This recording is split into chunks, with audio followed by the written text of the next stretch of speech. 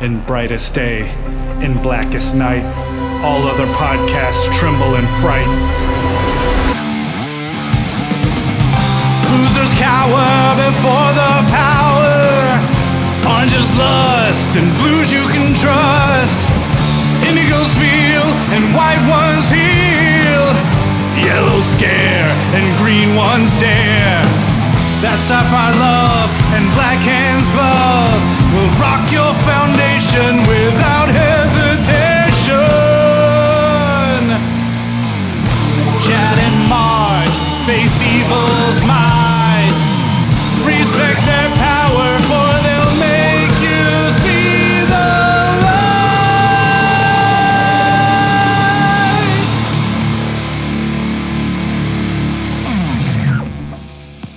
Hi, everybody. I'm Chad Bokelman. I'm Mark Marble.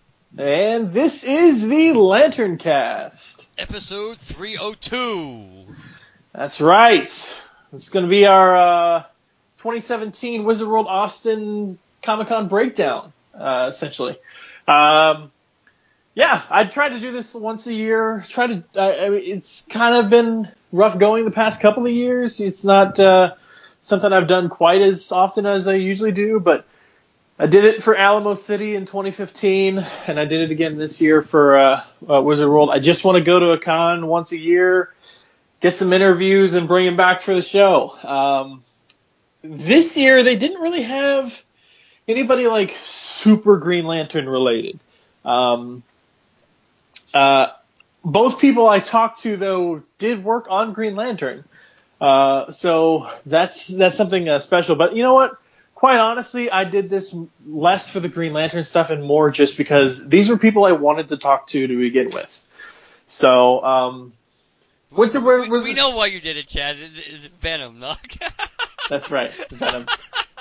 That is right. Well, he said it. So, in this episode, we'll be interviewing two people. I'll be interviewing Sam De La Rosa, who is both of these individuals, of course, are inkers.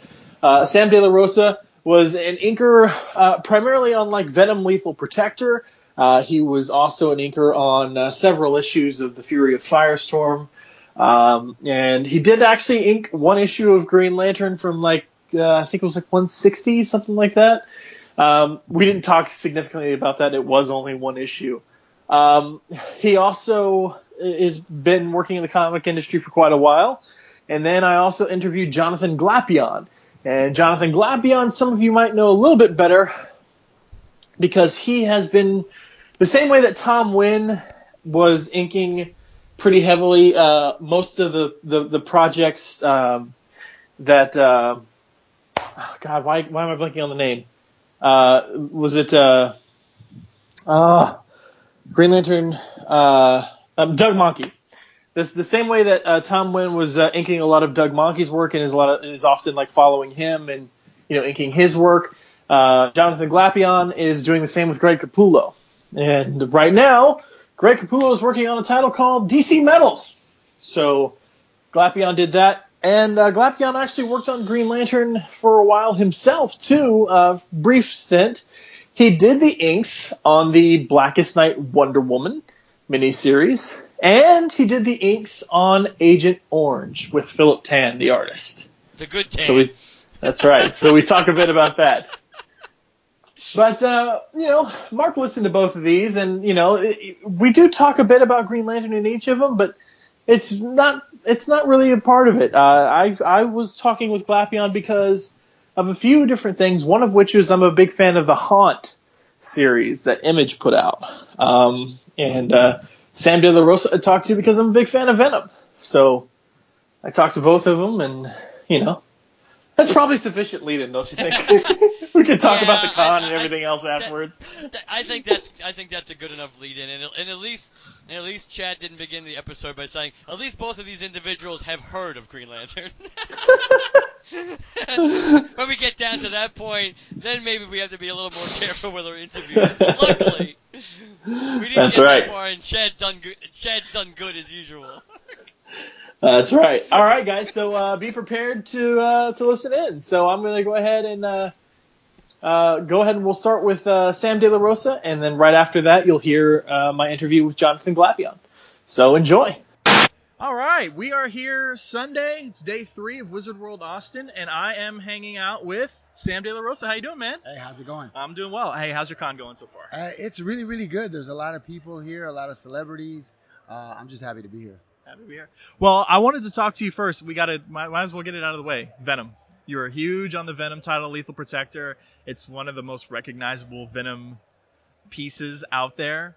What was it like working on that title? I know your whole wall is about Venom for the most part, so it's been a big part of your life. What was that like? Yeah, Spider-Man has always been a favorite of mine since I was a little kid in the 60s. And my favorite villain had always been the Green Goblin. And then Venom came on the scene and just took over. Yeah. So, I liked Venom before I worked on the book, Venom Lethal Protector #1. And then I got a call one day, and they said, hey, we're starting up a new book. It's going to be this Venom book. He's going to get his own title. You can't tell anybody for half a year. Half a year? Half a year before they let me know. It's funny because DC Comics is doing those Earth One graphic novels, their own little universe thing. I spoke to an unnamed artist who let me in on a secret. He's like, oh, that's coming like 2 years from now. It's funny how long these projects get set up in advance. Exactly. So 6 months was a lifetime for me to keep quiet. And people ask me, okay, so what are you going to be doing next? And I'm going to say, I would say I'm doing a Spider-Man related character. And many people guessed it's got to be Venom. So I didn't say anything, but some people guessed. The height of his introduction. I wanted to ask because, some of the fans of my podcast, they lovingly give me crap for being a big fan of symbiotes. What is it about the symbiotes that you love? Because I love them, and I think they have their place in comicdom, but some people give them, like, their quintessential 90s. So what do you feel about that? Yeah, I think there's a lot of things you can do with, the Venom symbiotes and the aliens, from his planet. Carnage is, of course, the very first symbiote right after Venom. Mm-hmm. And then the other 5, I forget how many there are, 5 or 6 symbiotes right after Venom. They were Agony, Scream, Riot, Lasher, and Phage. Mm-hmm. Those guys, I was one of the first artists to work on them in Venom Lethal Protector #4. Mm-hmm. And it just seems like a great concept to carry on from there, kind of expand on Venom. And these guys were created to bring down Venom, capture Venom. So right. They're kind of like, not on his side. Yeah.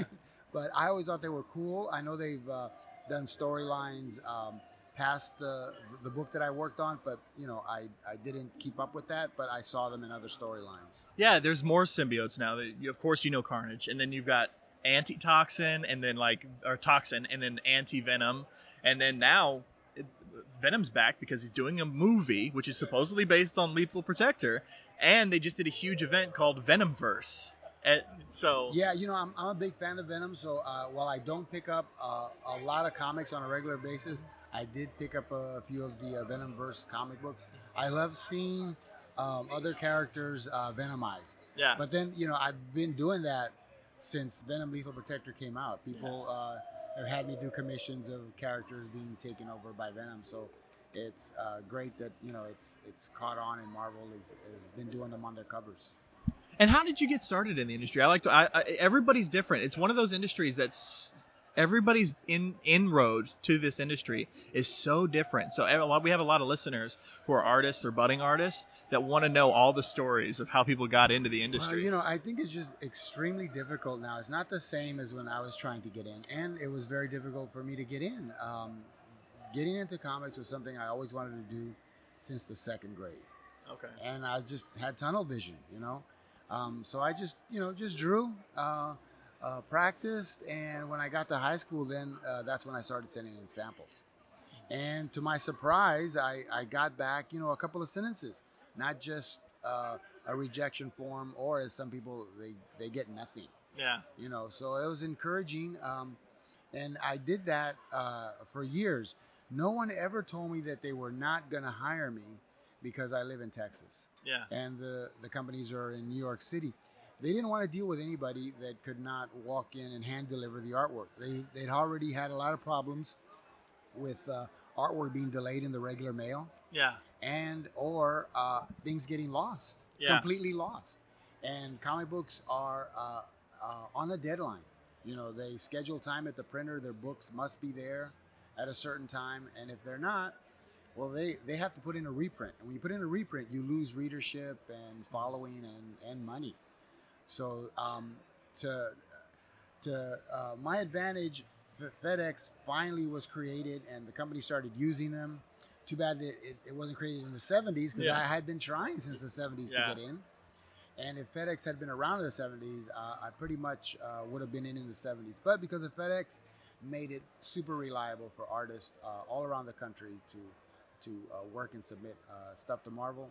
Finish it, late in the afternoon, evening. Marvel would get it the next morning. So how much of your work would you say is like you're the first choice inker for that project? Because I know that inker is one of those roles where, like, if a book is behind, they'll put like 5 or 6 of them on a title, or like a utilitarian, somebody who needs to get out pages real quick. Do you do a lot of that, or do you primarily like, I'm working with this artist, I'm known for working with this artist? Well, I started out as a finisher. Yeah. So as a finisher, you get layouts, you get breakdowns. You have to, they're not complete, so you just can't ink them. So you have to pencil them. Yeah. So I started out penciling and inking, both at DC and Marvel in 1982. And I think one is more valuable when they can finish the pencils and not just ink the pencils, because that's a time saver. Yeah. So they don't have to wait on the penciler to do finish complete pencils. They can just get layouts from him. Yeah. Like Sal Buscema, he for ages he just did layouts. Yeah. But he could do 2 or 3 books a month, and they would get excellent artists to finish the work. Artists that could also draw, not just ink. And inking is drawing. It is. It is drawing. The final product is only what is printed in ink. Yeah. So you have to be a good artist. You have to understand things. And I like to entertain. I like to contribute. So I don't know where I was as far as first, second, or third choice, but I always had work. Yeah. I always had work. As long as you can prove yourself. Yeah. You meet a deadline, you do good quality work. I hated to turn down work, but I turned down work on a regular basis because I had to sleep. Yeah. Well, I wanted to jump over across the pond real quick in terms of comic-wise and do DC, because we were talking the other day. You had a long, lengthy run on Firestorm.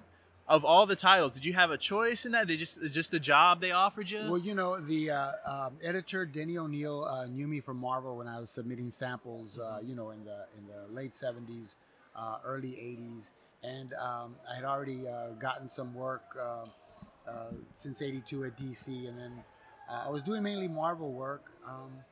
And then I just got a call from him. Hey, you've got Firestorm. Are you available to do it as a regular assignment? And I like Denny. Yeah. Or as he likes to be known now, Dennis. Dennis?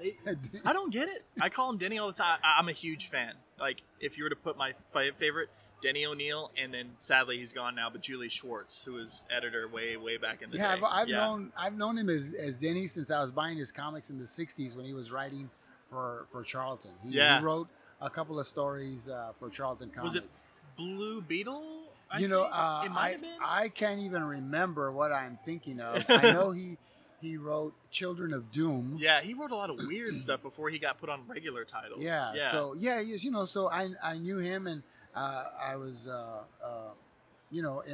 honored that he wanted me to work on one of his books. So I like Firestorm. I was familiar with Firestorm, so I was happy to be on it. What was that like? Because by the time that came out, Firestorm had been out for a while. Everybody's used to the puffy sleeves, and then you come on, and this is the era of like the Elemental Firestorm, where it's like a completely, almost like symbiote-looking crazy, suit. What did you think of that? I can hardly remember the deadline because it was like the late '80s. It was 30 years ago. Yeah. It was 30 years ago. Oh, but yeah. But I remember they kind of tweaked the concept, and they created an entirely new being. Yeah. That was Firestorm. I thought it was exciting. Every few years the companies like to shake things up. Impress the old readers and try to rope in new readers. Yeah. I just enjoyed it. I like doing it. A good job. Great job. It was a great job. I got to work with excellent people. I was real happy working in the O'Neill office. Yeah. You told me just the other day, just to wrap up, just because Green Lantern-based podcast, you said you worked on an issue of Green Lantern back in the day. Yeah. And, of course, I got one of those issues signed of Firestorm. It has Firestorm and Green Lantern on the cover.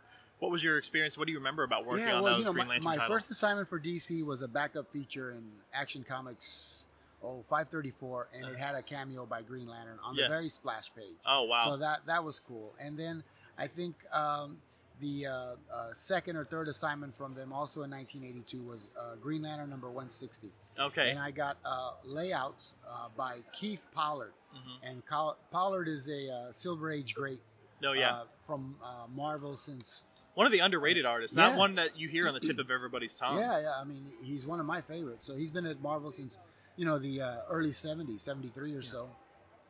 So I got to finish his pencils and finish the ink on that, and it was, Green Lantern everywhere. So it's great. Sounds good. Well, I wanted to thank you so much for your time, but before we let you go, do you have any upcoming works or any upcoming shows in the next few months? Anything you want to hype before we shut off?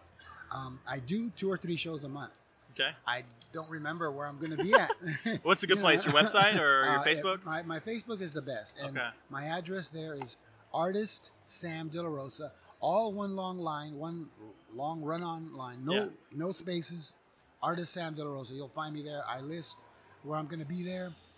I know I'm in Louisiana, Shreveport, next month. In January, first week, I'm a guest at Wizard World New Orleans. Okay. I know I've got some other shows in between. I also do theater appearances. Oh, yeah? So with Alamo Drafthouse in San Antonio, whenever they have a superhero movie and I'm in town, I'm invited at their lobby, and I bring my whole setup, and, I talk to people, show them my stuff, sell them my stuff, and talk about superheroes. Yeah, I love Alamo. I've got a lot of friends who are management at Alamo, and I've been born and raised in Austin, so. It's a good theater. Yeah, absolutely. It was good speaking to you. Right, thanks sir. so much, and thanks for all your work. Seriously, we all as fans really appreciate what you've done. Thank you very much for your interest. Thanks, man. All right, guys. Want to get a picture together real quick?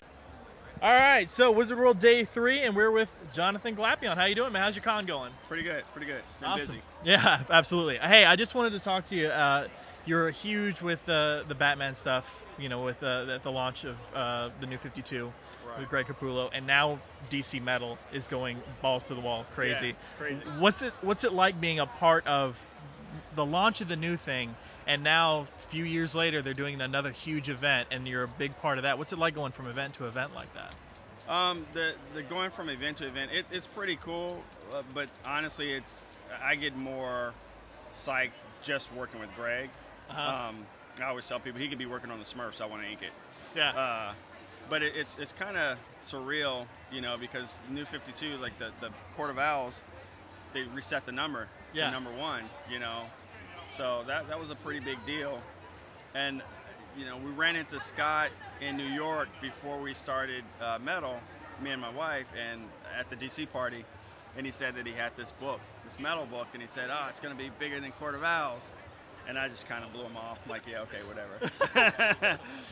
He's talented, but how do you beat that? How do you compete with that? There are a lot of people who are not fans. My brother-in-law here, comic fans, but I gave him Court of Owls. Loves it. Yeah. I mean, I hadn't even read, I work in comics, and I hadn't read any books in years and years. And I read along with Court of Owls. Yeah. I got my comps, and I didn't even crack them open until everyone got their books in the, You want to read it with the fans? And I read it with the fans, so it was pretty fun. Cool. It was a good read. It's a good book to jump in on, Absolutely. If you've been away from comics for a while, Court of Owls was a perfect jumping on spot. So how do you feel about Metal? I mean, Metal is, I've been reading it too, and I'm a huge DC Universe fan. So there's like hints of, Plastic Man and the Hawks and, Challengers of the Unknown and all this stuff. How does it feel going from this like Batman-centric story to this DC Universe story? Well, the cool thing about it is by the time we're done with this event, it feels like I would have been able to ink every DC character, Yeah. No other scratches to itch or whatever the saying is. So it's pretty cool. to ink characters that I hadn't even thought about. You know, I didn't even know it was going to be a book like that. I thought it was just like another Batman deal. Yeah, like just an title crossover, but not a thing. Yeah, if you remember, Greg swore he would never do a team book. Yeah. You know, and interviews and things like that. So when I saw that it was a team book, I'm like, man, Scott really got you on this one. Yep. Well, so awesome. This is the zenith now. Like you're at the top right now. So tell me, back in the day, you said you had a unique story about how you got into the industry. So how was it like for you?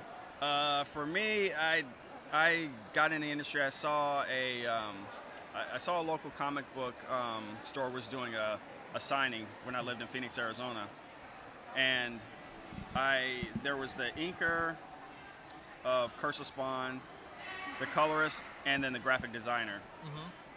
And before I went to that show, I saw you remember Entertainment Tonight? Yes. Do you guys remember they used to do a segment, how'd they do that? And they showed how the comic book was made? Yes. Well, they did how Spawn was made. And they showed Greg on the phone in New York and Todd on the phone in Phoenix telling him, you know, what the script was and what he wanted to see on a page. That's when I realized that these were each individual jobs, that you didn't all have to live in the same studio space. Yes. So then for me, it was like, oh, that's a possibility. You know? I'd never done anything with any comic book stuff. I would always paint it and did more traditional things. So I was looking to try something different. So when I saw that show, I just happened to run across that flyer like a couple days later or a week later. So then I went to the signing, and I just talked to the inker because he was the closest thing to a penciler. Had a penciler been there, I probably would have approached the penciler. But I figured he was the closest thing to the original page, so I'll talk to him. And I had no portfolio, no nothing. Yeah. And I just asked him one question: what kind of nib do you use? And then I walked away. Yeah. And I hung out in the comic shop, and after his interview was done, or his signing was done, he just came up to me and we started chatting about art. And he realized that I had done professional work, and I had a knowledge of art and the tools, some of the tools. So he gave me his business card, and he said that he was looking for an assistant, just grunt work, really. Wow. So I was like, oh, sure, you know, and I gave him a call. Turned out he lived in the same apartment complex as I did. Oh. Like a building over, around the corner. Right. So you can set up your own little studio. Right. So and that apartment complex was literally like a 3 to 5 minute drive from Todd's house. Oh, wow. And like 10 minutes from the Todd McFarlane Productions, the offices. So I was in the middle of this hub of, you know, McFarlane people, and I just didn't know it. Yeah. So when people ask me, how do you break into comics? I can't give you a realistic. There's no way. I have no idea. Watch something on TV and then get lucky. So that's how I kind of broke in, and I did the first bit of work on a book completely free, and it was just spotting blacks, which is wherever you see an X on the page in a specific shape or whatever, you fill it black with ink. Yeah. That's all I did. Wow. For the first month, and I told him I'd do it for free. So if I screwed up, nobody felt bad. He didn't pay me anything, and I didn't take anything. And I did it kneeling on his next to his coffee table. Yeah. And then after that, I started doing backgrounds, and then so I worked my way up through the page. And then 9 months later, Todd offered me Sam and Twitch. Wow. So what was it like going from working with Todd McFarlane, and then one of my favorites, I feel it's an underrated title, Haunt. Haunt? I loved Haunt. Haunt was weird because, you know, I was on Twitter, and I was looking through a bunch of my original art, and I ran across Sam and Twitch, page 1 from issue 1, and I'd had Todd sign it because it was my first page. I was going to keep it. Yeah. My first solo book, and he signed it. He said, "Great job," and signed, you know, Todd McFarlane. And I ran across it, and I was just kind of all nostalgic, and I tweeted the picture out to him, and then he said that he wanted to talk to me about helping out on a book. Yeah. I was like, oh, wow, okay. What book is it? And he said, Haunt. I knew nothing about Haunt. Right. Like, okay. And then he mentioned that Greg was be coming back. Yeah. So I was like, I'm in. I'm in. So I didn't care if I was just doing a panel or whatever. I'm in. And it turned out he wanted me to ink it digitally. Okay. So then I was kind of like, come on. Yeah. I was hurt a little bit. So I inked the first few issues digital. Yeah. And then I decided to ink them over Blue Line and not tell him. Yeah. Because I needed to show Greg what I could do traditionally. Yeah. Because I knew Greg wasn't too hot on the digital stuff. A lot of people aren't, even though the tools are getting better. Like the iPad Pro is a lot of things. It can never give you an original page. Yeah, that's true. So I don't care how good the tools get, it'll never give you an original page. So that's always the problem. So I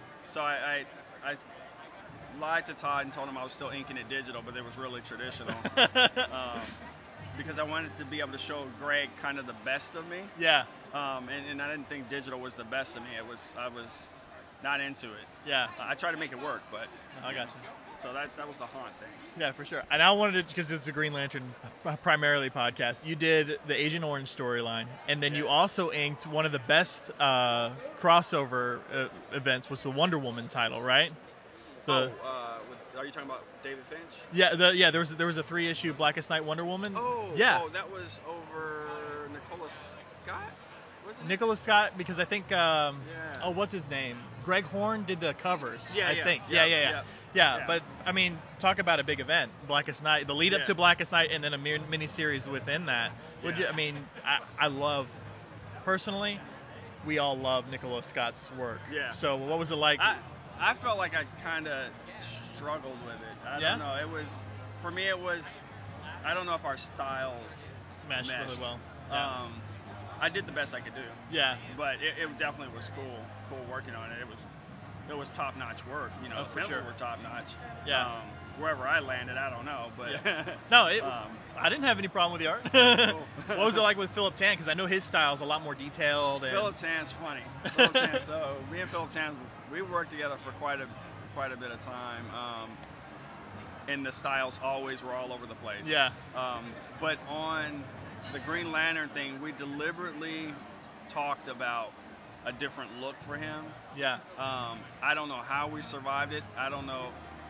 Maybe I didn't make my deadlines. I think I did, but I don't know how I did. I don't remember anything being late. But when we both talk about it and laugh about, looking back, I don't know how we survived that. It was so detailed, and just the different type of hatching we were doing. We referenced a lot of Space Girl by Travis Shred. Yeah. Okay. Yeah, I can see that. We referenced a lot of Space Girl for the rendering, and we wanted to do a different kind of line. For Philip. And then he started to want to paint. So I'm like, come on, let's not change, let's stay this way. But yeah, that to this day, that's still some of my favorite art. Yeah, it's beautiful. It's really beautiful. And speaking of, you said we were talking about deadlines. One thing I like to ask inkers, how do you deal with it? Because I know, like, if the writer's late, then the artist has got to rush, and if the artist has got to rush, your deadline's even smaller. So you got to be versatile to be an inker. I know that. So how do you deal with it yourself? Yeah, you got to make sure you're not playing video games. I don't know how other people deal with it. I think I got really lucky by who I broke in with in Todd McFarlane's camp. Because if you remembered any of the books that Todd produced, which weren't a whole bunch of books, but there weren't multiple inkers on books. And that was deliberate. Yeah. Todd wanted you to know who the penciler, who the inker, and who the colors was. And the look to be the same. Yeah. So I never had a way out. Yeah. From the time I started, it was, this is your responsibility. Mm-hmm. So, and if you're late, we're late because of you. And I never wanted that. No. So some people you can crack under that pressure, or you can kind of embrace it. Yeah, pony up and do the job. Yeah, just do the job. Yeah. It's a lot of long hours. But what I learned from Todd was, this was taking pride in, this was my work, and I wasn't going to have anybody else touch it. Yeah. So it made you took there was a sense of ownership. Yeah. A lot of times inkers are kind of looked at as like invisible guys, and it's funny because a lot of times when a book sucks, the ink sucked. Yeah. But when it looks great, the pencil's amazing. Yeah. Yeah. Especially someone who's familiar with an artist's style. They're like, well, clearly the inker screwed that up. So clearly it's never a combination of two people working together. It's only the penciler. But somehow that magic black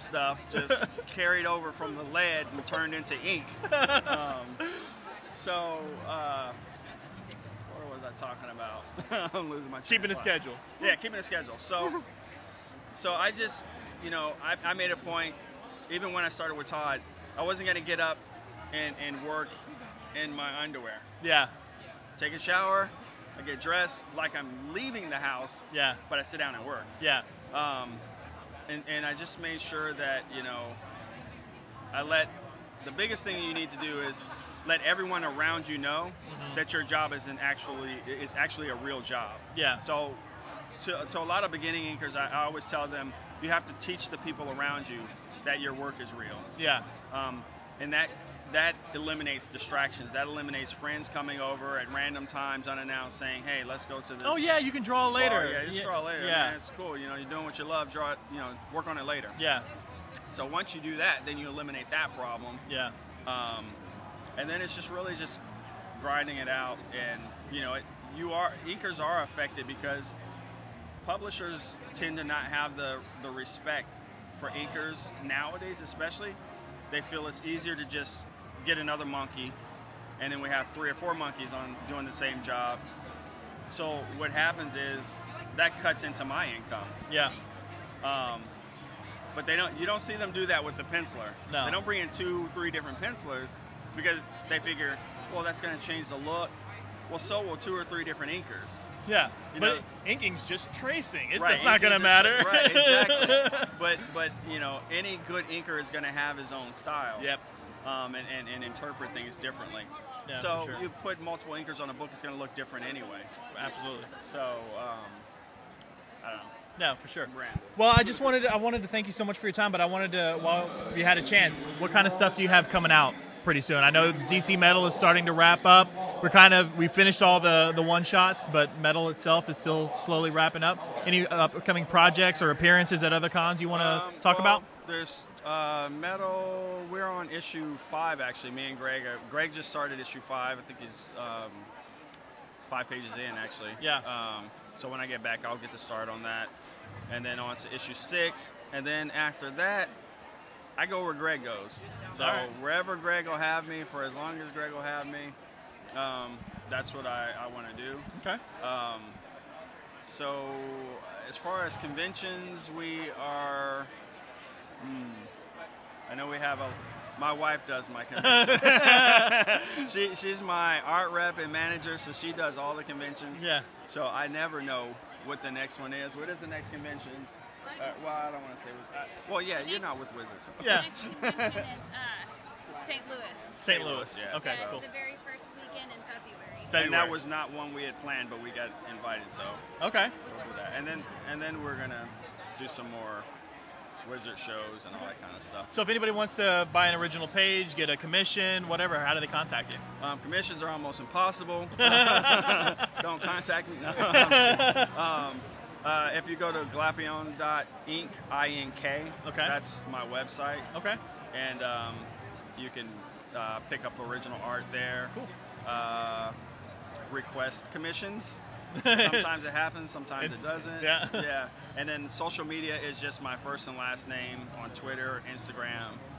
And that's YouTube? YouTube. I have a YouTube channel that I swear will update soon. It's been like 5 or 6 years. Could people watch you ink pages and stuff? Yeah, I actually Okay. am working on Court of Owls back then. Okay. Pages, so I have some stuff. And I try to give, some pointers to people that are aspiring inkers and just my perspective. On Not the really industry. teaching videos, just my thought process. This of is how what I worked work. for me. If it Yeah, worked for you, yeah. great. If it doesn't, Yeah, this is my philosophy of Yeah. how I go about work. So. awesome. Yeah. Yeah, Awesome. if it doesn't work, it's not my Awesome. yeah. Well, I want to thank you so much for taking the time out, and we really appreciate all your work Appreciate it, and everything. man. Thank you. Thank you. Want to get a picture together real quick? All right, dude. What'd you think? Very nicely done, Chad. Very nicely done. Those poor inkers need love, man. They need lots of love, and Chad Bokelman is throwing some out there for them. That's right. That's right. It's a hard knock life for inkers. It is for sure. The artists always get all the credit, so definitely the inkers are pulling their own. You know what's actually really cool? First of all, I gotta bring it up because anybody who's ever listened to interviews like on the go with us, the stuff that I do when I go to a convention or something and bring it back, we'll notice a significant uptick in audio quality with those interviews. Those interviews were conducted on the floor of the Comic-Con, right next to like the celebrity area where all the photos and autographs are being done. So when you consider that it's on the con floor, right next to a very high traffic area, and then consider how freaking awesome that audio sounds, yeah. This is what happens when you work at Apple. Oh God. No, I'm not. For a long time I've been using this handy little Olympus digital voice recorder that actually has a crap ton of positive reviews over on Amazon. But a lot of people are like, oh, it's great for like recording lectures and stuff like that. So people would like leave it on the podium or something and record the lecture, and they'd go take the notes for the class or whatever. That's like a large silent room where there's only one voice. So that's what I've been using. And it picks up everything, all the background noise and stuff like that. But going through like a lot of the stuff on the Apple website, I found a little microphone that you actually plug into your Lightning port on your phone. And there's an app you download with it, and you can control the way in which the microphone receives audio. So there's actually a specific setting where if I'm holding it in front of me, it's the audio it picks up is from me and whoever's directly across from me. Everything to the side and above is secondary. So it's like perfect for interviews. So that's the setting I used for this thing, and holy crap, does it make a difference. For anybody out there who does what I do for this type of a thing, or is there's like a loud environment or something and you're trying to record just a conversation, it's called the Shure, that's SHURE, MV88 Motive, MOTIV. So it's awesome. I'm really not trying to do like a plug or anything, but just because the audio quality from what I've been doing in the past was so, oh God, it's all this background noise I can't get rid of. It's such crap. And then I get this step up, like if I'm impressed by it, you guys, if you need something like this, you'll be impressed too. So seriously, grab that. But outside of that, it was just really cool. I got 2 press passes, one for me and one for my brother-in-law, Gary. And for those of you who haven't heard of me explain this reasoning before, anytime I've ever done a Comic-Con on a press pass, I get the interviews, but I come back with like 5 or 6 pictures because I'm physically doing the interview. I can't be like also taking pictures of myself doing the interview. So I just need somebody there to snap pictures while I'm doing this.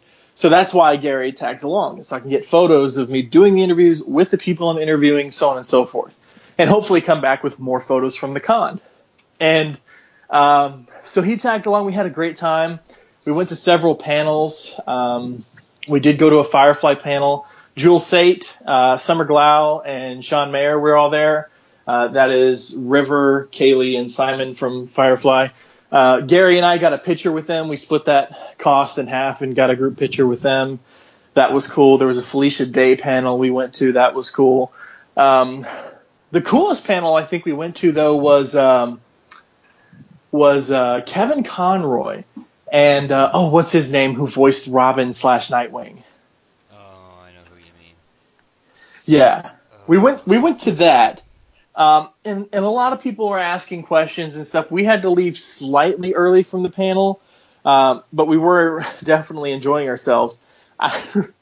It's the best because I remember while we're at this panel, one of the people in line asked a question, and he asked them while they were at the panel. Lauren Lester, that was his name, by the way. Question. What would your character, Nightwing, say to Bruce in the Batman Beyond timeline, knowing Bruce and Barbara had a relationship? And Lauren Lester whips out his Nightwing voice, and in his Nightwing voice, after a pause, says, finally, I got somewhere first. And then Kevin Conroy in his Batman voice says, yeah, but then she came home to daddy. So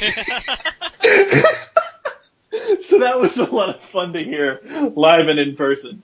But there was a lot of, it's a Wizard World show.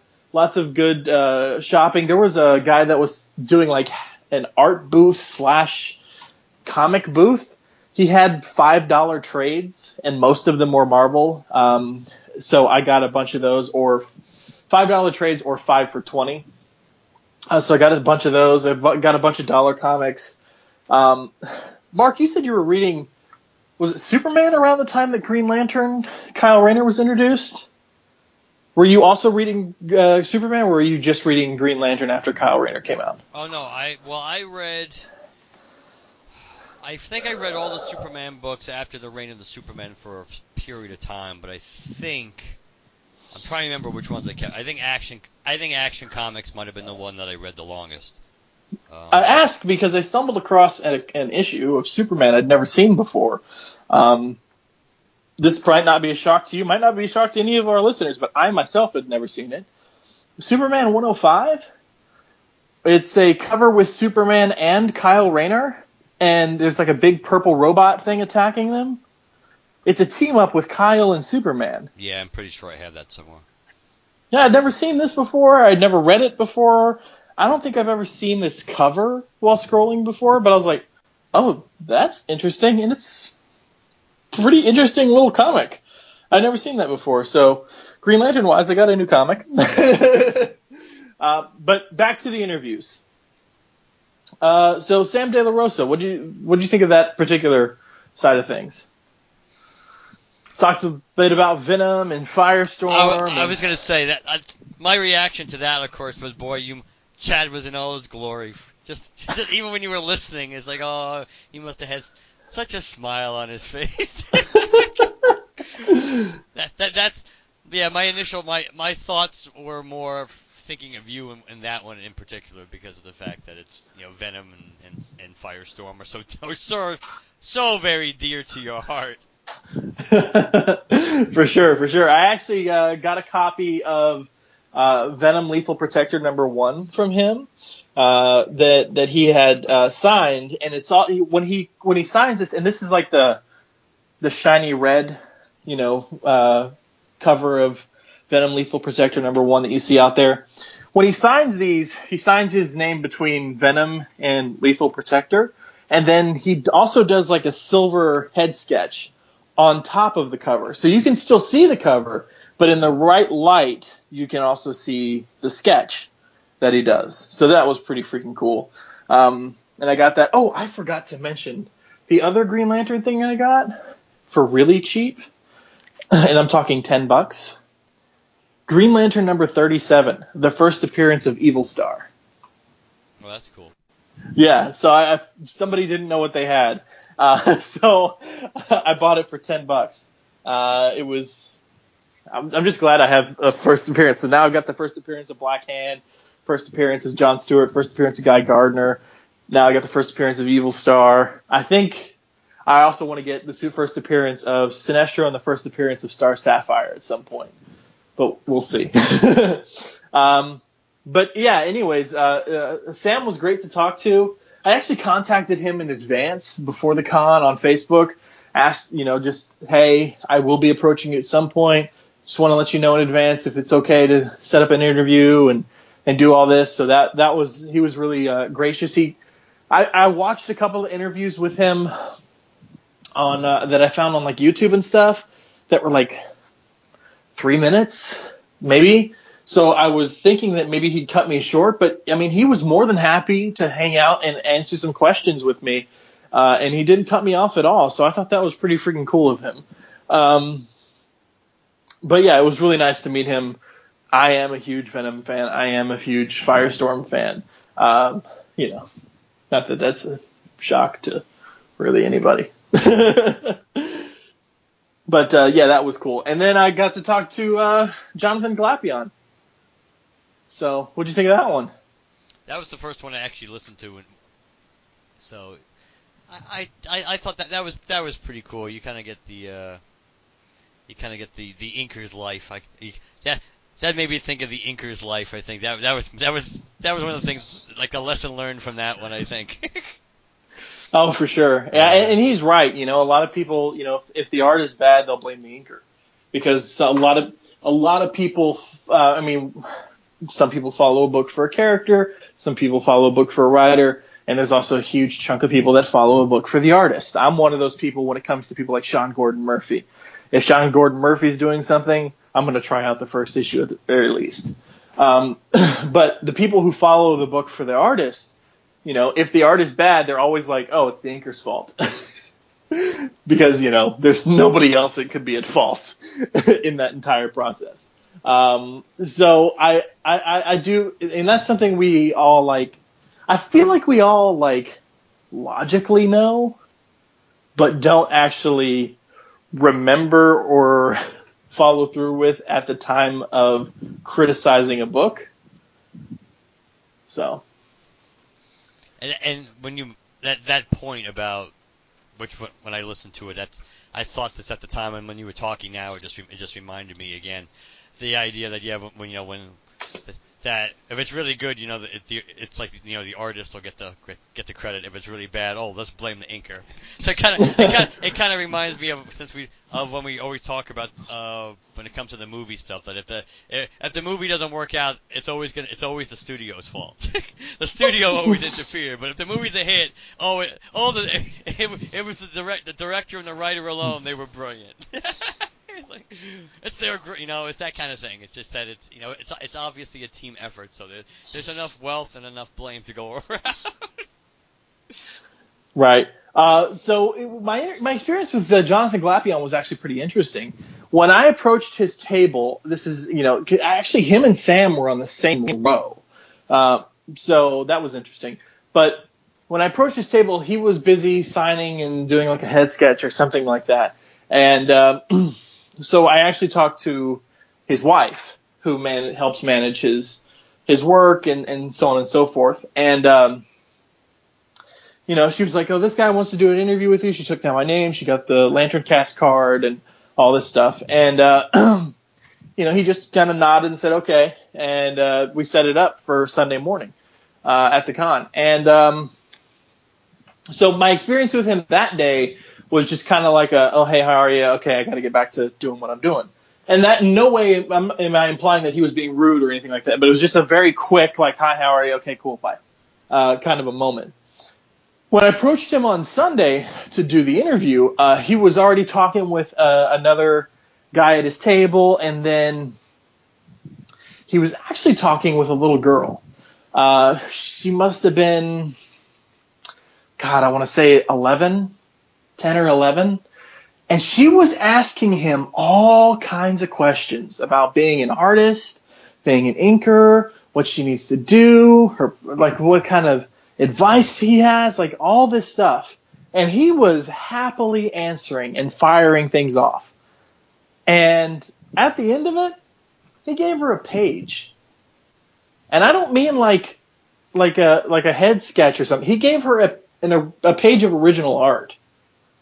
Like, I'm not saying that anybody should be going to hit up Jonathan at a con and ask him for free shit. That is not what you do to anybody in any way, shape, or form. But if you're going to do it, make sure you bring a kid. That's the moral of the story. No, that's not the moral of the story. But the fact that she was by herself, she wasn't there at the con by herself, but she was, I guess her dad or somebody was doing a table or was further along elsewhere in the con or whatever. She was just trying to get as much information as she could. And, this is like a 10, 11-year-old girl. We all know that when we were that age, the things we wanted to do when we grew up, that all fluctuates. I mean, hell, people go into college declaring a major and then halfway through change their major drastically to something else. So if you change that much of your future plans for yourself in that short amount of a time, it's entirely possible that this girl in the future could never have anything to do with art. And we all know that, including Jonathan Glapion. But he still took the time to answer her questions, give her the best advice that he felt he could, and then, like, gave her a reason to feel excited by giving her a page of original art. And this is not just like a page of original art that, you or I would go like, oh, we're going to frame it and we're going to put it up and we're going to brag to our friends that we have it. She's 11. She may do that. But also, because she wants it, she's going to have an experience with that. She's going to look at that page and remember the advice that he gave her. She's not going to just look at it and go, oh, that's a pretty picture. She's going to study it and remember what he said and go, oh, yeah, I can see what he was talking about when he said blah, blah, blah, blah, blah. And that I can see it right here on this page. That's going to be like a teachable tool for that girl. And I just thought that was so freaking cool. And I don't know if he did it, in view of the public. So I don't think he was trying to keep it a secret or anything. But so forgive me, Jonathan, if you hear this and you wanted to try to keep that low key. But quite honestly, that kind of thing deserves to be applauded. I mean, hell, even if he didn't give her the original page, that's still something that should be applauded. Because people are coming by your booth and getting signatures or getting things sketched or whatever, and those are paying customers. But he still was like zeroed in on this girl so he could help her out.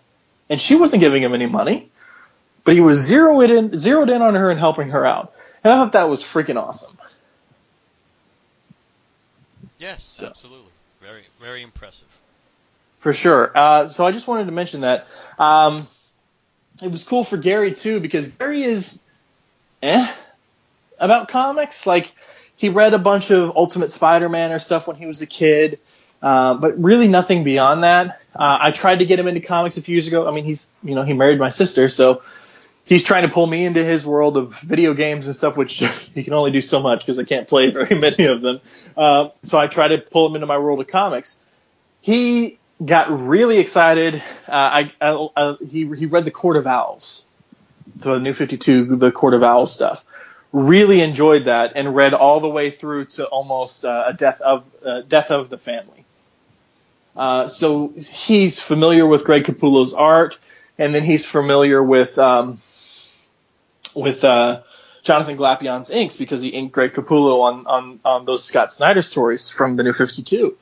And he's working on DC Metal now. And Glapion had a bunch of pages from the Court of Owls stuff. So it was cool to see Gary be more engaged because primarily he's there to help me out and, just kind of be immersed with his brother-in-law and spend some quality family time together and just kind of be in my world for a bit.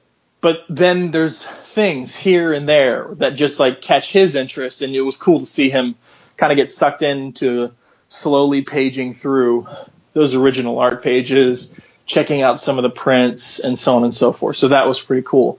But it was cool talking to him because his breadth of work is so varied. I mean, he if you look at the art by Greg Capullo on like the original, on the Batman New 52 stuff, on the sort of stuff he's doing now with DC Metal, and then compare it to the way that Philip Tan did his style on the Agent Orange story. Like, those are two different art styles, and he inked them both. So I thought that was pretty interesting because he did mention in that interview that Philip was like, hey, I want to try something new.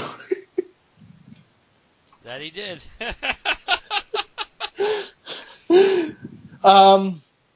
But yeah, it was a lot of fun. Got a lot of stuff taken care of. Oh, actually, I found, because Sunday all those booths are like trying to get rid of their merch and selling stuff. Yep.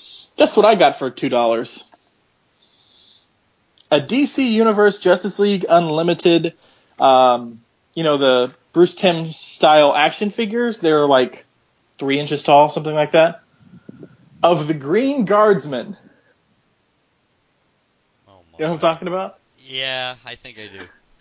So for those of you who don't know, for some stupid reason, when they were doing the Justice League Unlimited, Justice League, well, it was at that time Justice League Unlimited, the Justice League got sucked into a parallel universe where the Justice League of that world was having some sort of an issue. Well, for some stupid reason, they didn't use the JSA, or they couldn't use the JSA, so they created another sort of league. And instead of, like, the Flash, Jay Garrick, you had, like, the Streak. And instead of Black Canary, you had Black Siren. And instead of, I don't know, Superman or somebody, you had Tom Turbine. And instead of Alan Scott, Green Lantern, you had the Green Guardsman. Well, I got a Green Guardsman figure for $2. Like, a mint in package. The package looks fantastic. It was... I mean, the only other thing I can say that I want from that line is there's a pack of 3 where they actually did, in that style, Alan Scott, Hawkman, and Jay Garrick. And it's a 3-pack.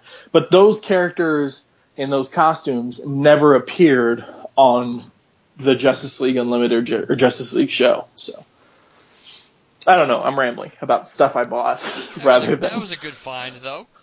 Yeah, for sure. I didn't even know the Green Guardsman figure existed, quite honestly. So yeah, it was cool to find it for $2. So, yeah. Oh, and Gary drugged me over to Half Price Books. There's a ton of them across the country. I think most of them are largely in the South. Do you have Half Price Books up north? I don't think there's any around here. Okay, so Half Price Books, for those of you who don't know, it's and they sell half price books, duh. So, I mean, it's people, you take your books that you haven't read in a while, you take it there, and they give you some money for them, and then they sell them. So there's hundreds of different kinds of books. There's graphic novels, records, Blu-rays, DVDs, so on and so forth. You name it. So he drugged me over to one of our local half price books. We have about 5 or 6 of them in and around the Austin area. And I got a book. An H.G. Wells collection of his various works, Time Machine and Invisible Man and all that stuff. But I also found, because I do the Action Comics Weekly podcast, you know the archive editions, like the $50 color reprints that are no longer being printed? Yes. I found an archive edition of Volume 1, The Black Hawk. So I got the Black Hawk Archive Edition Volume 1, and this is like the stuff that was printed before DC acquired the license. So, I've never read this stuff before, and this is like the OG stuff, and I got it for like $10. So, I've got a bunch of stuff between the $5 trades, the H.G. Wells book, the Black Hawk book, the first appearance of Evil Star, this Superman title, and a couple of other things I needed to fill in various gaps in my collections. I got a ton of reading material out of this thing, and I'll tell you something, and I'm going to be quite honest with you. Those interviews, I tried hard. I tried really hard to do a bunch of prep for those. And because of time constraints, because the fact that I had to, Gary was actually going to stay with me during that because of where he lives and everything in the Austin area. It was just, and my apartment's proximity to the convention just made more sense for him to stay with me for the weekend. Because we were just so busy, you know, bro-in-lawing out the entire time and just kind of hanging out, I didn't get a chance to do as much reading for prep as I thought. And man, am I always underestimating the value of a conversation in an interview. Because I feel like the more and more I prepare for an interview, the more robotic it seems, the more Q&A it seems. And the less I prepare, but like at least have some sort of general idea of where I want things to go, 2 or 3 questions that I want to ask instead of like a list, the more I'm asking follow-up, the more I'm having a conversation, and like, holy crap, does that make a difference? I'm not tooting my own horn on those interviews, but I just felt that they went so smoothly. And that is not in any way, I'm not talking about me. It's just that I feel like if you're interviewing somebody and you've got like a list of 16 questions, you ask them a question, they respond, and because you want to get through the list, you don't ask the follow-up and you don't have a conversation with them. So I don't know how the interviewee feels when you're doing that kind of crap. You're like, okay, here, what was it like working on so-and-so? And then they go, blah, blah, blah, blah. Oh, cool, really? All right, well, all right. And now what was it like? Like, it's almost like when you're talking to somebody and they have no interest in what you're saying. They're just doing the polite thing and responding to whatever you're saying. Like, that's got to suck. So from now on, and any interview I'm doing, my goal is now to make it more conversational, less like strict research. I got to ask this, and this, and we got to make sure to do it in this. And it's like, I'm done with that. Because these two interviews just cemented it for me, how important the conversation is. So from now on, Chad's going to be half-assing it all the time. And I'm Not sure true. you'll notice the difference on a episode by episode as he carries his new attitude over into everything we do. Not true. I will prepare. I'm just saying I'm not gonna kill myself with prep. I'm not gonna sit there and be like, oh wow, they did work on this. Okay, I need to ask him about this. Okay, they did work on this issue. All right, I need to ask him about panel blah. I'm done. I'm done with all that. Like, Glapion worked on Agent Orange. I wasn't going to be like, okay, so what did you think when the controllers showed up? How did you approach those panels? Like, no. He worked on Agent Orange. What did I enjoy about Agent Orange? Larfleeze. All right, well, let's talk a bit about Agent Orange and his work on that. What does he mention? Does he mention anything? Does he point out anything on his own? Cool. Forget what I was going to ask. Let's follow what he's interested in. Like, that's what it's going to be like from now on. At least on my side of things, I know Mark feels a little bit more comfortable with more notes in front of him. I think it depends on the interview. Depends on who we're talking to. So, and it's feeling comfortable and feeling comfortable with the background. I think of whoever you're talking to. The more you know naturally, then I think it makes it easier. Or I at least want to have a little bit of a little bit more prep, or at least a little bit more a few go-to questions, and then you can kind of like So if things stagnate, you can cool. But that's it. That's Wizard World Austin 2017. And that's what it's going to be like from now on, guys. And I'm not just talking about the type of interviews. I'm going to go and I'm going to try and get as many Lantern-related things. If there's somebody at a con that I'm going to with an interview that was working on Green Lantern or has something Green Lantern-related, of course I'm going to try and grab them. But if there's nobody, I'm still going to go talk to the people I'm interested in because it's fun for me. The same way that we do those, what we're looking forward to movie-wise in the coming year, which I guess we got to do one pretty soon. That is true, actually. Before you know it, we should another couple of weeks. We'll probably have to start planning that for one of our January episodes. That's true. So the same way we do episodes like those, Mark did the Alien commentary. That's got nothing to do with Green Lantern. Who gives a crap? It's stuff we're interested in. I just so happen to be interested in interviewing people, and it doesn't always have to be about Green Lantern. So I'm going to try and do these once a year like I've been doing. The only reason I was stagnating on them before is because I was like, oh, there's nobody here this year related to Green Lantern. Can't do it here. Screw that. I'm done with that. Not only is it about getting interviews now, it's also about, it's like an annual thing now that me and Gary do, brother-in-law bonding-wise. So why the hell not? So if I can get an episode out of it, I'm going to do it. But we have something else to talk about comic-related. Yeah. Not DC related. Who cares about DC right now? Well, unless you can get that interview with crying Ben Affleck about everything that went so horribly wrong in his time as Batman, if it really is coming to an end. November 29th, a 2-minute, 24-second video appeared on YouTube. Marvel Studios Avengers Infinity War official trailer. As I'm looking at YouTube right this second, and actually Hit refresh. Whoops, hold on. Okay, 89,461,231 views. So by the time you guys hear this, it's probably over 90 million views. Should we just play this? Yeah, let's just play it. All right. So we're gonna play it. Oh, a new Black Panther trailer released. I did not see that.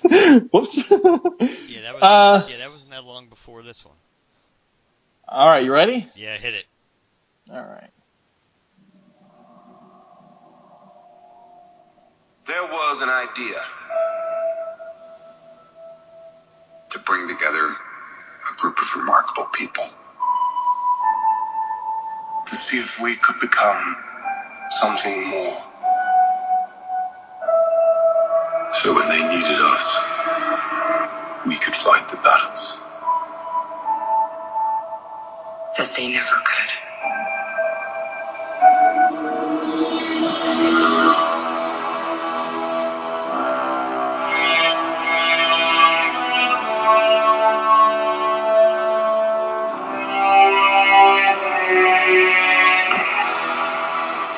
In time, you will know what it's like to lose. To feel so desperately that you're right, yet to fail all the same.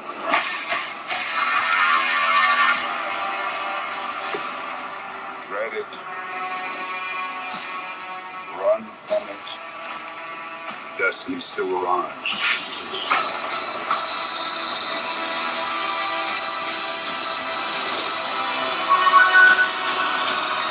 Evacuate the city. Engage all defenses. And get this man a shield.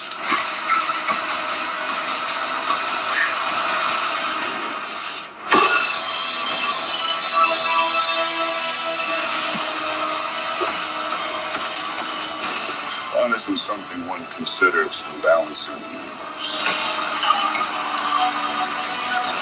But this does put a smile on my face.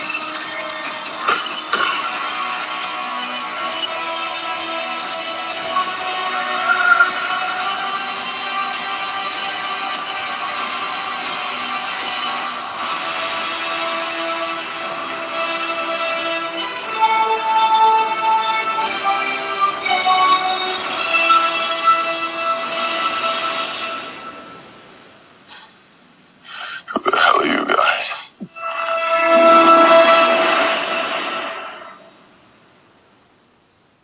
Oh yeah. That mustache on Star-Lord does not look good. Which is kind of funny because I've watched Guardians of the Galaxy 2 like twice so far since it's been on Netflix. And to be fair, he almost kind of had a full mustache in somewhere towards the end of that movie, but just having just a fully, that's not a good look. That porn stash isn't really a good look for Chris Pratt. So I guess here's the question that everybody's asking. Who dies? Now, this is a question everybody's been asking before we even saw the trailer. But now that we have some quote-unquote context, who do you think dies? Well, see, even that has to be like qualified or quantified. Qualified in this case, we're not talking numbers because of the fact that, well, kind of are. Because we also don't know if they're really, how dead they're really going to be if they die. Because I remember something being leaked a while ago, whether it's true or not, that there's at some point in the movie when Doctor Strange is like talking to Peter, like seemingly some of the Avengers have died, and Doctor Strange is talking to Peter, saying that they're not really dead, not yet. Talking to Peter, trying to get him out of trouble, just letting him know that basic things are not as far gone as they seem to be. And even if they do die, we don't know if things are going to be done with the time stone and things like that, right? To set things back again. But that little qualifying statement away, based on who probably, like, are you talking just in this movie itself, in Avengers 3, who we think dies? Yeah. Oh, jeez. You can make a case the Vision could die. You can make speaking of Vision, just because we're already on the subject of him, is that a dream, or is that like him using his abilities to look human? That one. Okay. Yeah, I think he's trying to use his abilities. So the Vision could die, and not just because we see that scene of someone trying to take the Infinity Stone out of his head, even though that's supposed to be one of Thanos' people. That is true. I've also heard somebody speculate that was that someone said, and I would have to really watch it in slow-mo to pay attention, that was actually something that was happening in Wakanda, as in like that the Vision was essentially volunteering to give up the stone just so it wouldn't be so easy to track. But it doesn't look that way. It looks like somebody obviously. Yeah, he's on the floor. Yeah, I know. I agree. I'm not saying I buy that. I agree. Yeah. So the Vision likely. We also have to go back and look at the original Vision that Tony Stark had that Scarlet Witch gave him. So that opens the door to a lot, because I mean Tony could quote unquote die, but we know he's not, but he's temporarily. Don't think the Hulk's gonna die. Thor could die. I could see Thor dying. I could see Loki dying too, because Loki's quite interesting because it's the whole context of who he's stepping over. He could be stepping over as Guardians. Yeah. And he literally has no choice. He could either not give Thanos the Tesseract and die, or he could give Thanos the Tesseract and try to live to fight another day. Because for all we know, he could be partially responsible for sending Bruce Banner back to Earth. So kind of like give everybody a heads up, because we don't know. Obviously, Thor gets sent out into space, because as we saw in the San Diego Comic-Con footage when he crash lands on the windshield of the Guardian ship. So it certainly looks like Bruce Banner makes it back to Earth first. So we don't know. I mean, Loki could actually send him back, maybe as trying to warn everybody, because Lord knows no one would believe Loki if he showed up. It's hard. It's really hard to know who's going to die. I mean, Hawkeye's always an easy one to say he's going to die because he has no powers. So unless everybody dies and they get brought back in the second one, I don't think Cap will die, because I'm still hoping that obviously Thor's going to there's going to be a hammer put back together in the fourth movie, so Cap can lift it. I'll be very disappointed if Mjolnir there is not put back together and Cap doesn't lift it at all. So I'm still holding out hope for that. I'm trying to think who I think died. Peter theoretically could die too, but it's not going to stick if he does. That's what a lot of people are theorizing too, because of some of the scenes where like Tony looks like he's just completely shaken and crying. Like, one of that could be, A, B, C, D person, but it seems to make the most sense if he feels responsible for his death. Yes, I agree. At the very least, Peter's going to be severely injured if he's not technically dead, because I think that's absolutely that would make the most sense, because obviously based on the scene in Wakanda, where I guess we can all kind of safely assume at this point the Soul Gem. Yes, either the Soul Gem there's only two real explanations. Either the Soul Gem is in Wakanda, which makes the most sense because it would advance, as we've talked about before, I think, why it would explain why they have such an advanced society and a hidden advanced society. But if that's not the case, then obviously some of the other stones are being put there to be hidden, which would explain why there's a huge battle going on in Wakanda, that it's not just maybe trying to get one stone, they're hiding some of the other stones there at that point when they know what's going on. But we see Cap, we see Black Panther, we see Black Widow, Falcon, Brody, and the Hulk.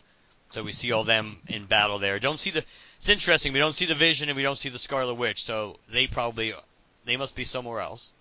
Well, that's not technically true, because Marvel has had a history of putting out trailers in which a scene will be shown with A, B, C, D character, but when you see that same scene in the movie, that's true. Those characters are there, but so are two or three others that they removed from that scene so that you didn't see them for a spoiler. True, and sometimes it's the opposite, like in Civil War when Spider-Man wasn't put in, and maybe at the original time they weren't 100. Either the footage with Spider-Man wasn't done, or that may have been actually 100.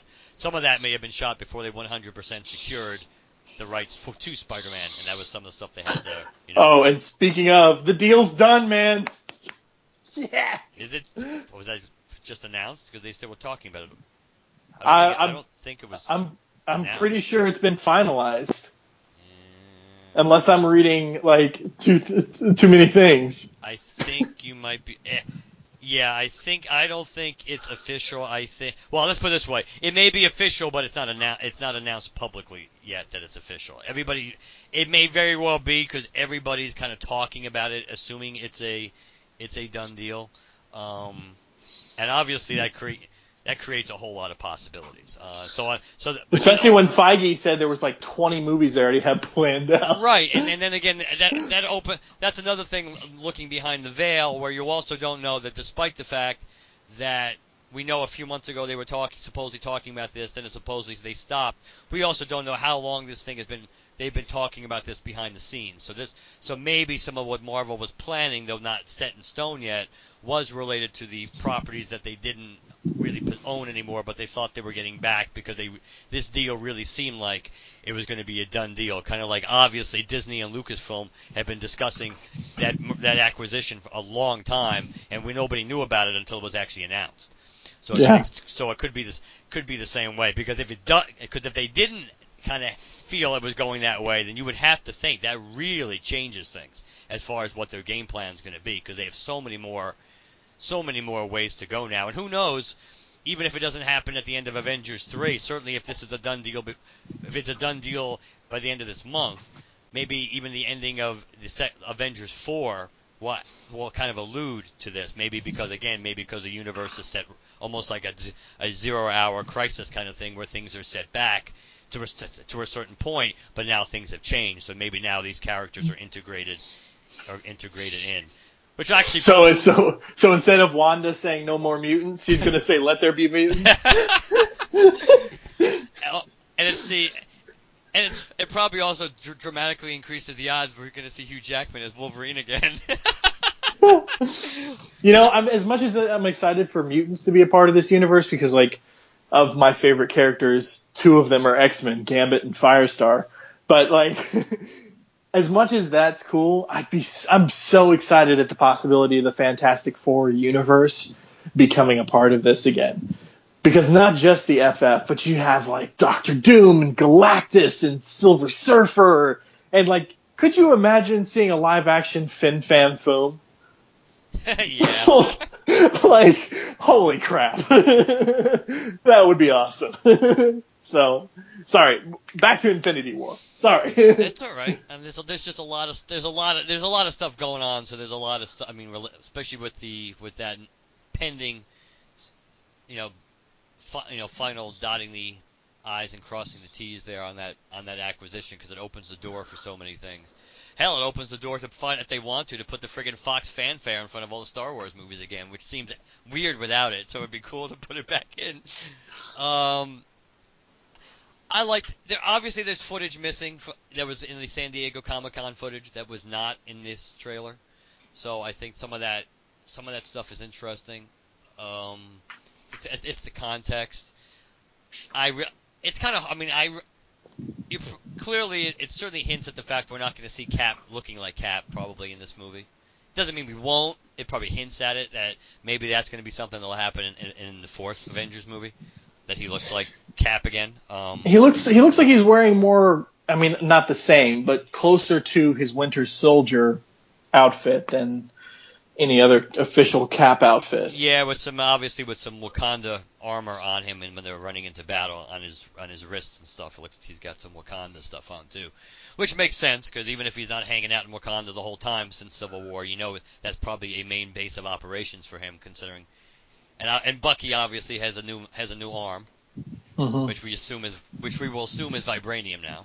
I think it's probably, that would make the most sense if they're going to replace his arm, and you're in Wakanda. Vibranium is the go-to choice there. It is interesting that obviously Thanos only has 2. We only see him actually with 2 Infinity Stones in the gauntlet. He's got the one from Guardians Volume 1, and then he's got the one from Avengers. Which makes me curious. So we know where they are. Yes. All of them. Now, we're assuming Soul Stone is in Wakanda. So all of those make sense, okay? So he clearly already raided the Nova Corps to get that. No, wait. Yeah. The Nova test. The Nova Corps one was the purple one. Right. The only one I'm curious of how he gets, or even if it shows up in the movie at all, is the Aether. Yeah, the Collector. Yeah, the Collector has the Aether, which is was that the Reality Stone, or is that the? Well, I think that was the Reality Stone. I think you are correct. Yeah. So and Vision's got the Mind Stone, and then what else am I missing? I'm missing something. The Time Stone, which is the Eye of Agamotto, which, to be honest, I don't like that. The Eye of Agamotto should be its own thing, the same way the Cosmic Cube should be its own thing, but whatever. So all of those, it's like how he gets his hands on those is pretty easy to explain, except the Aether, because he's already on Earth. Well, at the time we see him with the Infinity Gauntlet, and he's got the Guardians one, and he's got the Tesseract one. I think a lot of people don't think they are on Earth when they're making that, because that background does not look like they're fighting on Earth.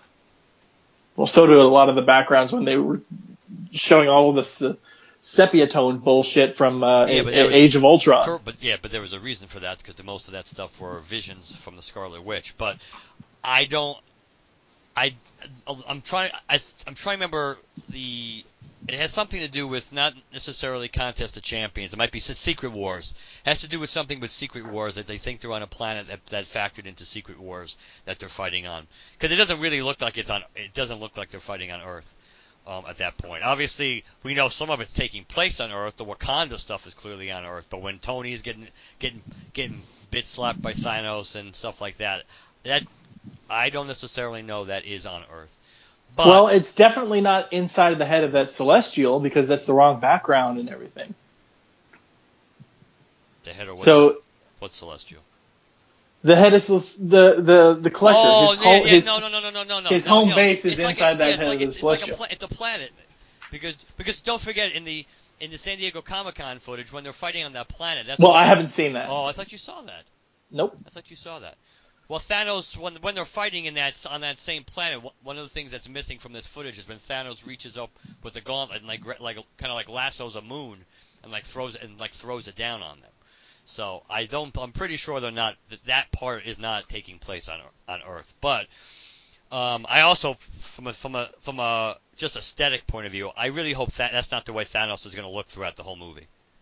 I really hope he at least looks like Thanos wearing some kind of quote-unquote typical Thanos outfit, whether it's the purple one, whether it's the gold one, I don't really care. But him, walking around, like wearing no helmet with a guinea tea or something, is not exactly how I want to see Thanos walking around. Well, honestly, I think he will be fully dressed in the armor at some point, but only when shit hits the fan.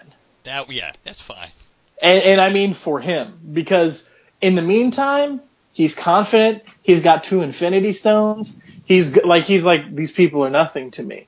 So he doesn't need to armor up, because he's like, well, what the hell? None of these people are a challenge. But when stuff starts becoming a challenge, or the threat starts getting big enough, I think then we'll see him armored up. So it's entirely possible we might not see Thanos armored up in this movie at all. That is true. I'm hoping it's not, but you'll probably be correct. Or maybe, see, it all depends how this one ends, too. It all depends if it's really a cliffhanger or not, or how much of a cliffhanger it is. It depends, because maybe at the very end, Thanos would armor up. But I don't know. I think it's going to be really interesting to see where everybody's left off. They can get away with, even though they've said, these are not, it's not a 2-part movie. So they've kind of made it sound like they've stepped away from saying this is, this Infinity War itself is technically, 2 official, that it's not Infinity War 1 and 2, which doesn't really mean it's not the same story necessarily. It just means it could be a semantic thing. But they still can do whatever kind of cliffhanger they want, because we know the next movie's coming out a year later. So they don't have to worry about yanking people's chains and having the 3-year cliffhanger, which is what people usually don't like. I'll say this, though. This is my final thought on it. This movie better be dark. And I don't mean like tonally, I mean in terms of like color. I mean tonally, it's got to be dark, it's got to be serious, it's got to be the stakes are effing high. That's what I feel. Because it's a Marvel movie. There's gonna be humor. With all of these characters finally meeting for the first time, there's got to be humor. I mean, it's just a foregone conclusion. But I feel like every single Marvel movie, and I'm looking at them all now. I've got every single one on Blu-ray that's out. I'm looking at all these titles, and I'm not seeing any single one of these that I ever really felt like, except maybe Winter Soldier, that I ever really felt like, oh shit, the threat's real. You know, I never felt like anybody was ever in danger. Now, don't get me wrong. You're going into a Marvel movie, these big characters, you know that, you know, so and so is signed up to appear in so and so film, they're going to be okay. But this film needs to be leaps and bounds more dangerous than any of these others sitting on my shelf right now. The stakes have got to be amped up to 11 because you've been building to this movie since Avengers. Yeah, I mean, of course you've been building to it since Iron Man, but you know, you didn't get your first glimpse of where they were headed until the end of Avengers and the end credits. So you've been building to it since then, and all these movies are so well done, but like, because you've been building so long, this has got to be a whole nother world. This is just a whole nother level of, oh shit, everybody's screwed. And I need to see that on the screen. I need to feel like, forget the whole contract thing, who's being renewed, who's coming back, who's going to be appearing in, you know, Ant-Man and Wasp or Captain Marvel or whatever. Forgetting all of that, I need to go into this movie going, I don't know who's safe. I don't know what's going to happen. I know that the movie's going to be like 2 hours or 2.5 hours or 3. And I know Thanos is just going to wreck shop and nobody's safe. I need to feel like that from the moment the movie hits, the moment it starts to the very end. I think you'll get it. I think that's the way this is going to be set up. As we know, the biggest failing overall, and this is true in almost every superhero movie that we've seen, really, is that the villains have never really been, from a threat perspective, they've never really been as good and as cool as they could have been. And it's kind of a shame with Marvel. In a way, it makes sense on some level with Marvel, only because my favorite was Hela, by the way, so far. Hela. I mean, Hela was. You respected Hela because she was bad and she was powerful. Red Skull wasn't bad. Marvel has a lot of good villains, but obviously if they get Doctor Doom, then finally that. Just imagine a universe where they can have your Doctor Doom and Magneto, and maybe Doctor Doom and Magneto working together. Then you can dial it up to 11 right there with the bad guys. But you know, in a way they were. It's understandable because, you know, Iron Man, other than the Mandarin, you know, and I don't mean the movie Mandarin. I just mean in his lore. He doesn't have that many really. He has villains, but nobody that makes you go, oh yeah. Cap more or less has, you know, he's got the Red Skull. Spider-Man's got a whole crap load, but they weren't able to use Spider-Man. Thor's the same way. Loki's the main guy for him, really. So their hands were kind of tied on that level. Thanos, I think it's clear that, you know, Thanos is obviously the whole point of all this is Thanos is going to be more of a match. Certainly, Thanos is essentially going to be probably more than a match for all of them combined without somehow kind of cheating to tilt the odds somehow. Which is probably, you have to suspect Doctor Strange is going to be the key to beating him. One way or the other. Even if he loses the Eye of Agamotto, you would think because he's still the Sorcerer Supreme without it. Well, he's not yet. Well, he's not the Sorcerer Supreme yet. Well, he might be by now. Maybe by now, but we don't know. Well, but don't forget, most of Doctor Strange took place in the past. That's true, but he still may not be the Sorcerer Supreme. He may be in charge of the things, or he may be even just in charge of the New York office, or by New York office. It sounds too official, but yeah, the Sanctum Sanctorum. But he's supposedly, at least up until this point, he's still not the Sorcerer Supreme. He may become the Sorcerer Supreme in this movie, but when this movie starts, he's not yet the Sorcerer Supreme. That's what I've heard. And that could very well be true, but he's formidable. He's very adept. He's got, the Eye of Agamotto, but he's still learning. He is not yet the Sorcerer Supreme. okay. Even if that's true, I still will say Doctor Strange is going to be probably, if not the key, one of the like 2 keys or whatever to beating him because of his abilities. And who knows? Maybe Ant-Man and his ability to shrink into that microverse thing, or maybe that'll be important too. I don't know. It's if only they could use the Micronauts. Too bad. Well, I mean, they could use all their own characters. They just can't call them the Micronauts. I don't know. I am looking forward to it. See, that movie feels like with this trailer, that movie feels like it's going to be an event movie, which obviously Ultron wasn't. And maybe, as we talked about back then, maybe no matter what followed the original Avengers, no matter what the sequel was about, maybe it never would have felt like an event movie. Because the first one succeeded, so maybe nothing you could do with the second one was ever going to feel as that kind of special again. So maybe they were right on some levels to kick the Thanos can down the road. Obviously, I think they would have liked Ultron to be more impactful than it was, but they also marketed it crappy. They went to the well. They did the Green Lantern form of marketing in the last 3 weeks, and they just bludgeoned people over the head with it, which they didn't need to do.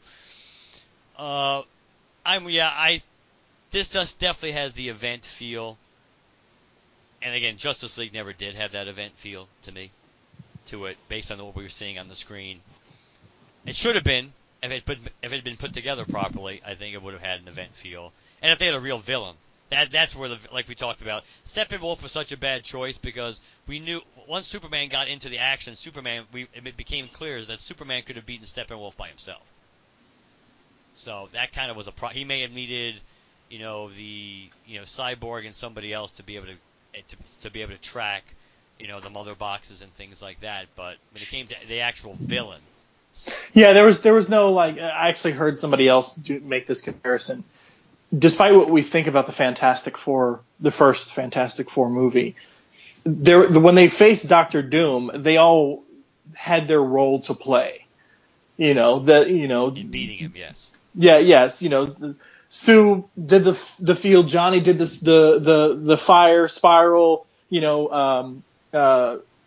did the shooting the water from the hydrant. Thing ripped the hydrant open. It was a team effort to defeat them, to defeat Doctor Doom. So, there was no moment like that really in almost any of these team movies. But, I feel like there's a little bit of it maybe with Avengers because, Black Widow, she closed the portal and everybody kind of did crowd control, damage control. There was some teamwork involved in the overall. And there was a little bit of that in Justice League, but the main threat, there wasn't. Yeah. Yeah, I think that's a good point. Yeah. But do you have any final thoughts on Infinity War before we wrap up the episode and do our final thing? I think I'm really looking forward to and hope to seeing Iron Man and Cap back together again. Even though who knows if we'll actually see the physical interaction in this movie, or maybe it'll be at the end. That again may be something they're saving a lot for the fourth movie. I'm looking forward to seeing this new Black Panther trailer when we're done talking. See, I'm interested in Black Panther, but I'm not super pumped for Black Panther. Not like I was more pumped for Thor than I am for Black Panther. You might feel better about Black Panther if you realize that he might be the linchpin for the future movies. But he and Doctor Strange, I think, are supposed to be. Yeah, I'm just saying, if Cap, if Thor, if Iron Man dies, the most likely people to be up next as the headliners for the new Avengers, which is supposedly what everybody is really, really hoping the secret subtitle is for Avengers 4. Avengers, New Avengers. No. Right. But whatever. But anyway, I'm interested to see it because I feel like it's going to be, first of all, the Soul Stone aspect. Second of all, forgetting even the Soul Stone aspect, it's the last one before we get Infinity War. Yep. I'm interested to see where all the players are. not just the Wakandans, but when we last left, there was Bucky and there was Cap at least, over there. And, since Cap set those other Avengers that were imprisoned at the end of Civil War free, are they also in Wakanda? Are they doing their own thing? I don't expect to see a bunch of people. I don't know if it's going to happen or not, but I am excited at the possibilities that Black Panther presents, given where all the various pieces are left on the chessboard right now. Right. I mean, it's safe to say, Black Widow ends up in Wakanda clearly at one point. She may not have been there the entire time, but considering that, I think that makes sense. We know. Also, we didn't talk. Obviously, the Hulkbuster armor makes a reappearance. An upgraded one, but yes. Yes. I'd like to see one of the after credit scenes in Black Panther, at least to show Cap. That would be cool. I think that would be nice. But yeah, it will be interesting because obviously that is the last movie to set the plate before.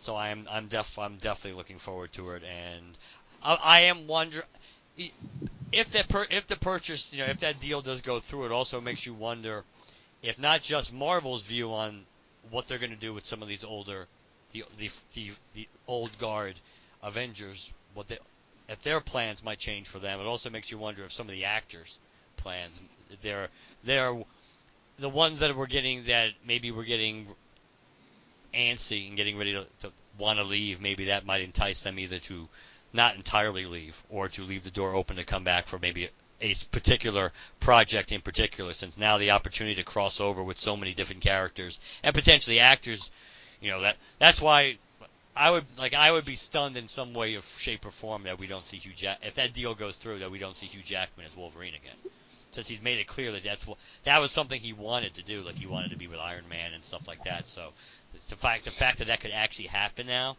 I would be stunned that wouldn't even if it was a one-time deal or a special kind of